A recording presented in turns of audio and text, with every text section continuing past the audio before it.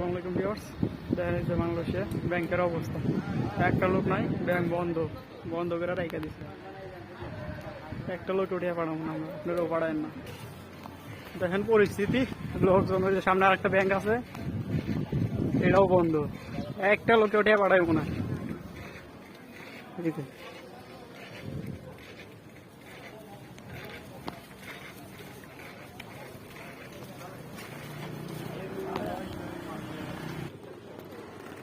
এই যে একটা ব্যাংক, এটাও বন্ধ।